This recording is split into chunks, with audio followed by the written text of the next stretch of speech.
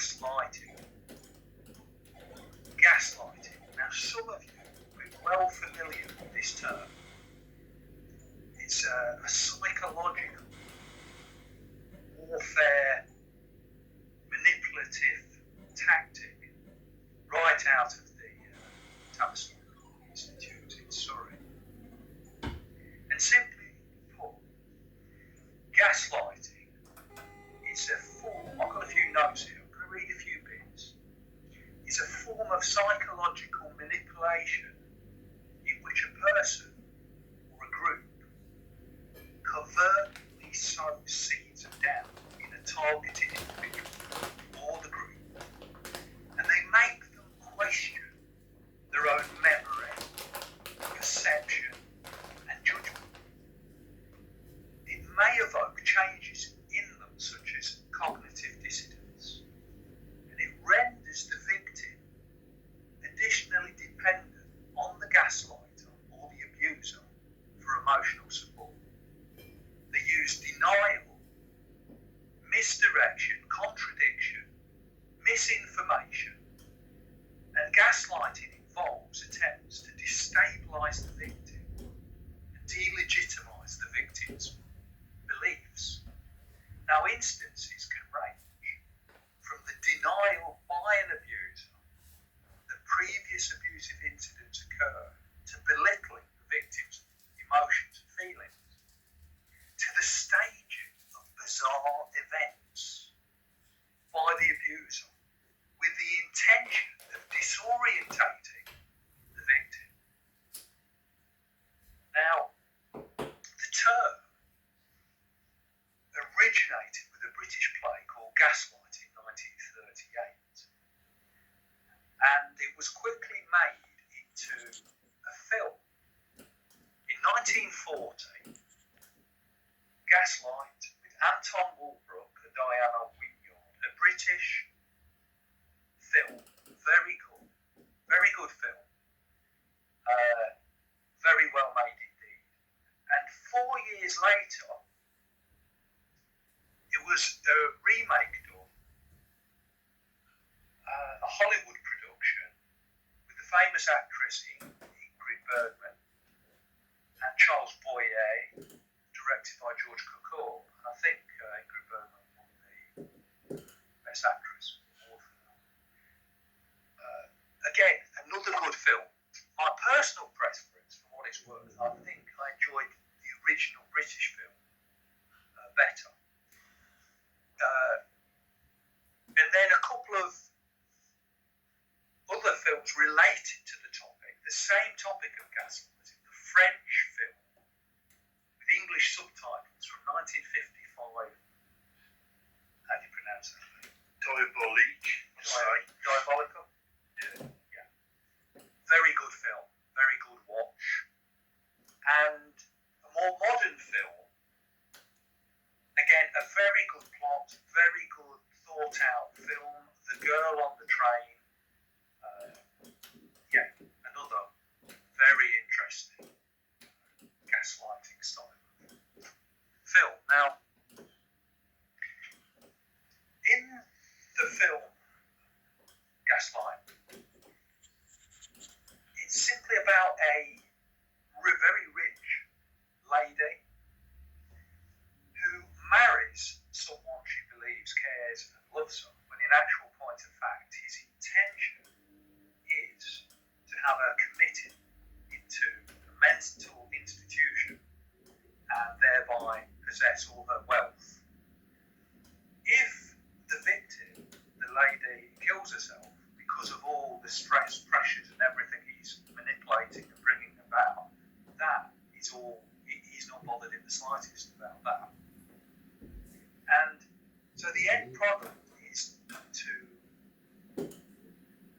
by suggesting, by manipulating circumstances, hiding things, and making out she has done it, and to keep suggesting that you're very ill, that you're getting worse, this can't carry on like this.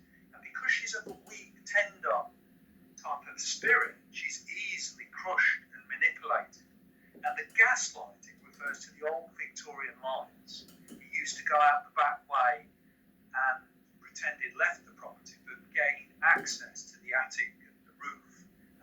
noises and fiddle with the gas lights, that they would flicker in her bedroom and send her, in a sense, at his suggestions, round the bed. So I am utterly persuaded that our own, I don't like to use the term government, because although they were apparently democratically elected, what we're looking at is more of a ruling junta at the minute. And they are in fact fascists with a democratic face, in suits, ties. But the fact is, they are gaslighting. I'm utterly persuaded they are gaslighting in the same way as this film, and not just the British public, but globally.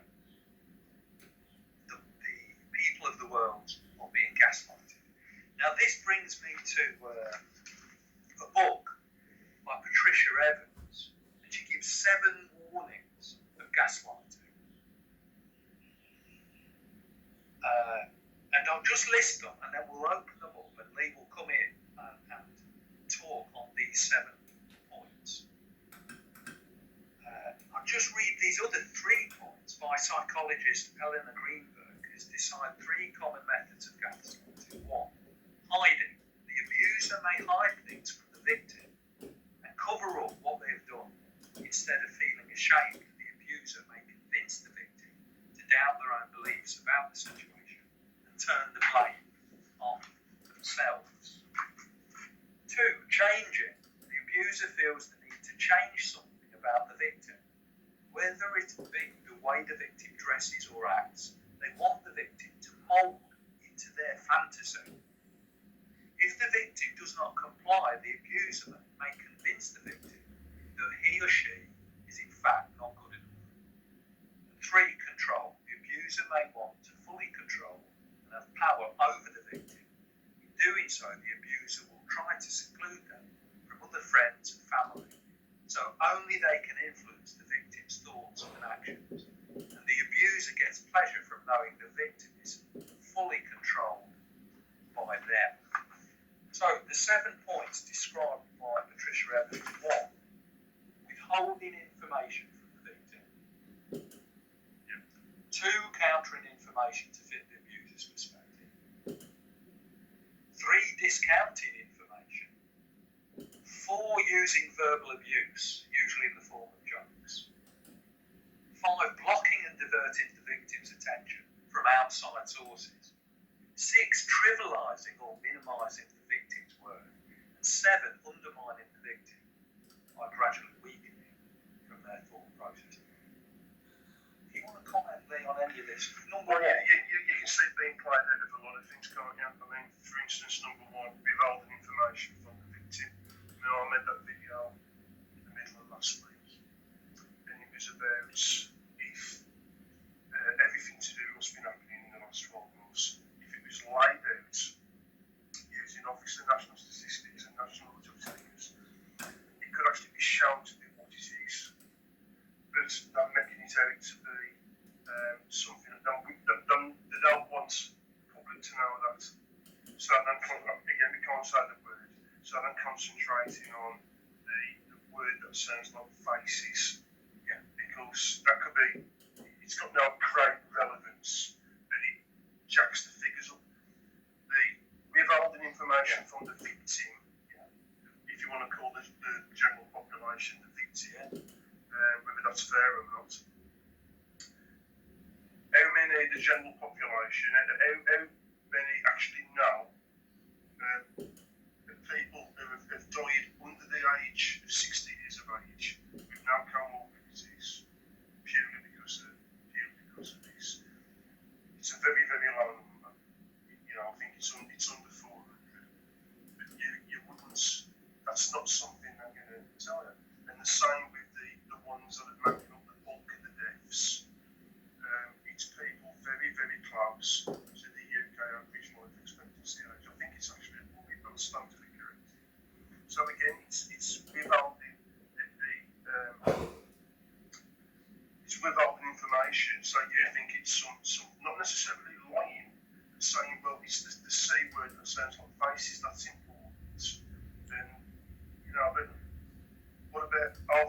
lives last year compared with the 10-year average things. So that's definitely withholding information. Number two, we've got countering information to fit the abuser's perspective. But again, that's very similar to one is it And discounting, number three, Yeah. the other information. that's right, yeah. So they're all very similar. The countering information to fit the abuser's perspective again, the focusing on the C word that certain places, that's to them, that seems to be the main focus for them because the numbers are bigger. And Using verbal abuse, mocking, form of jokes. We've seen this with Boris Johnson calling those who down vaccine. although it's too late now, It's too late. Who downs the ingrained toenails. Nutters. yeah. I've heard him say Yeah, that yeah. on the news, on BBC News. Yeah, he's referred to us as nutters. That's right. And he's used the, again, I don't know what he can get away with in terms of censorship, because there's certain trigger words. It's very treading on eggshells. Yeah. You got CT, which is, I can't do it better than that, but that's been used as a form of abuse.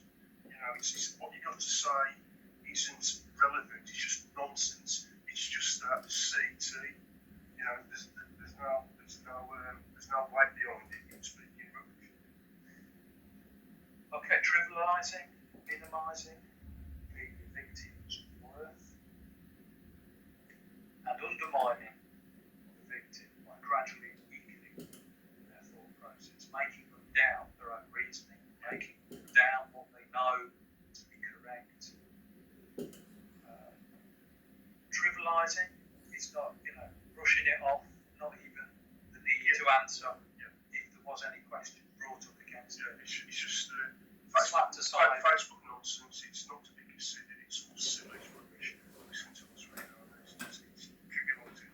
When people have got an actual counter to what's being said officially, it's been trivialised as swiveloid idiocy. Okay. And so, roughly speaking, then, in the end, the abuser, the gaslighter, never goes willingly. You'll find they have to be restrained physically in the film.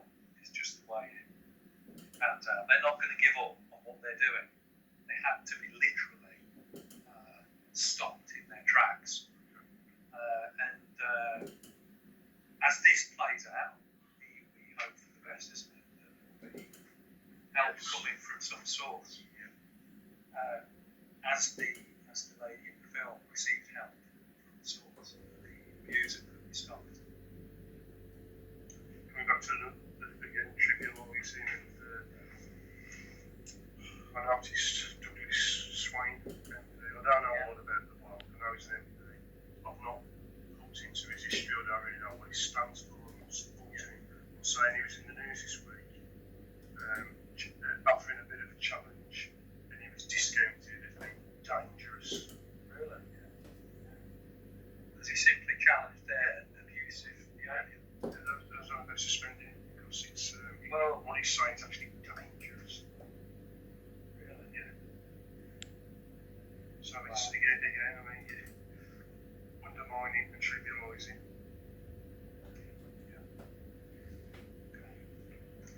Anything to add on that? Not really, no, but it seems to be there's definitely some kind of psychological operation going on with all this. It's very clever. I've thought it all out. It's turning people against one another. This isn't all random. This has actually been worked out very, very cleverly. One step or two steps in